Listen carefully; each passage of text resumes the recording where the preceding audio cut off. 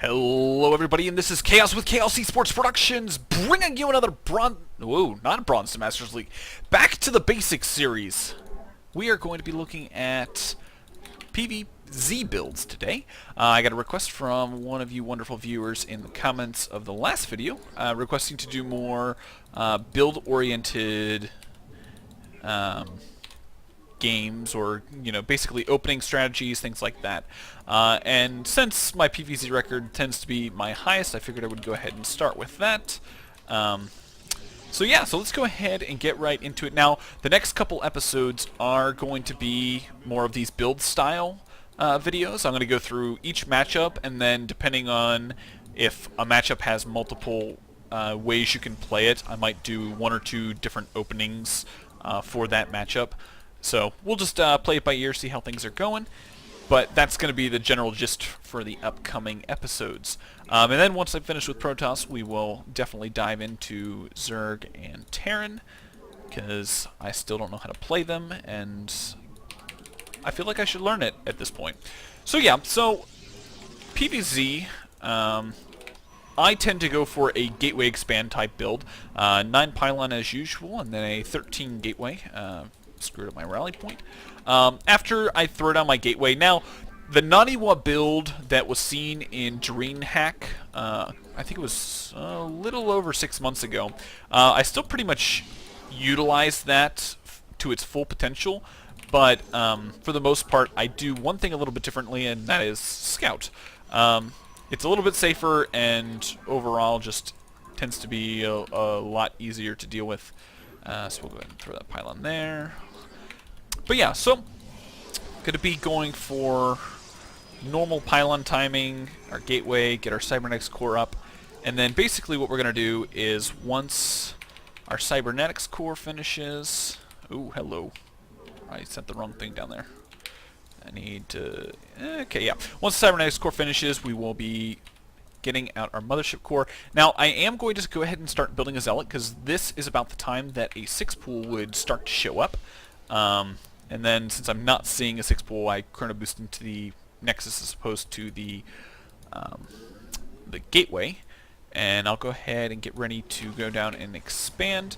That is getting done, so we'll go ahead and get our mothership core, because that is very important. And then immediately... Okay, so Lings are out on the field. We got a Roach Warren on the way. We want our Nexus down ASAP. And now we will start getting that. And then our Zealot very shortly. And then once that is all good and done, we will be getting our pylon down on the low ground so we can start walling off. Now, the biggest problem with this strategy is if your opponent goes for really, really early Baneling all-in type move, you have to do a little bit of extra micro and whatnot in order to get everything a-okay and not dead. So basically once this pylon finishes, we'll come down and we will get our forge and wall off up as quickly as possible. What I like to do is I like to get up the 2 buildings and my second pylon for my wall up as quickly as possible, and then I will get the 3rd gateway right kind of here so the zealot can chill out and fully wall it off. Now, unfortunately, I'm talking and playing as opposed to just my normal watching a replay and talking. But yeah, so you want to get out your your sentries as quickly as possible. Now, I highly recommend only getting 1 or 2 to start out with, and then depending on what kind of pressure you see, you want to get out, more. But 1 cannon up behind the wall so we can defend, and basically we're just going to continue on getting up our, our economy and things like that. Now, we are going to go scout again because we haven't really seen anything, and we want to go check and see what our opponent's doing. If our opponent is going for a very early 3rd hatch, we are going to be planning down a 4th gateway. Actually, probably should have already planted it down. and being really, really aggressive, because our +1's about halfway done by the time we get there. Oh, random ling. I guess he just doesn't want to kill it. But we want to put ourselves into a position where we can easily, put on a lot of aggression.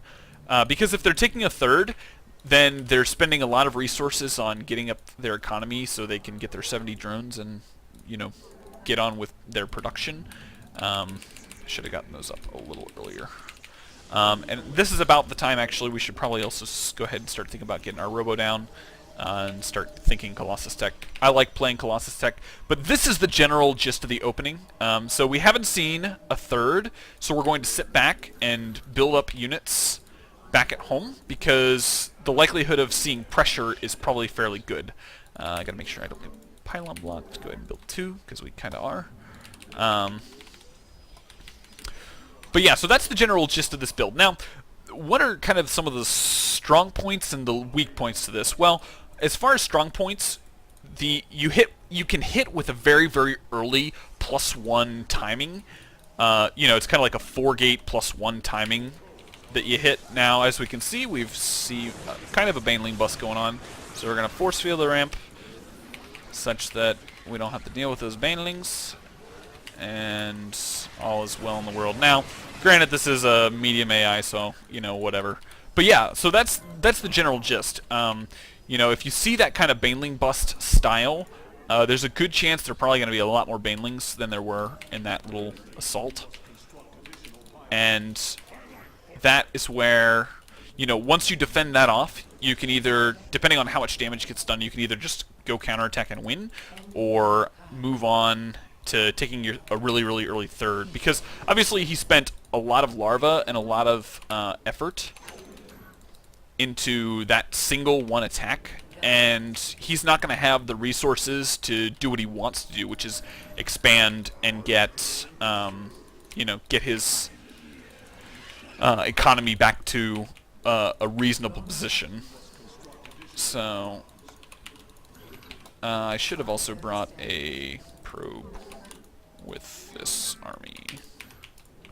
Oh, well, it's a medium AI and he hasn't expanded. So we'll pretty much just walk up here and might not win in immediately, but we will definitely I'm trying to put it. Okay, that's okay. And so yeah, so that's basically how this strategy works. It really depends on what your opponent's doing, but I like this opening just because it puts you in a position to where, you can come in here with a pretty heavy little force. I know he went Infester, so that's kind of fascinating. But if your opponent does choose to play a little bit more aggressive, it gives you the opportunity to I can't think today. It gives you the opportunity to, capitalize on it and put yourself in a position where an easy a very, very strong counterattack can take place. Now, obviously, I didn't play this with 100% efficiency, perfectness. I mean, I'm floating lots of minerals. I probably should have 4 more gates at least by now. Yeah, 4 more gates and my robo base coming on the way. I should also have gases, all my gases in my main. But yeah, so that's the general gist of how this build works. I hope you guys enjoyed. Feel free to leave some comments down in the comment section below. I'd love to know your thoughts on the build. I'd love to know what you guys tend to do in your PvZs. I'm always open to evaluating other PvZ strategies and things like that. So I think that's all I have for this episode. Like I said, if you guys enjoyed, feel free to like, subscribe, and check out some of my other content.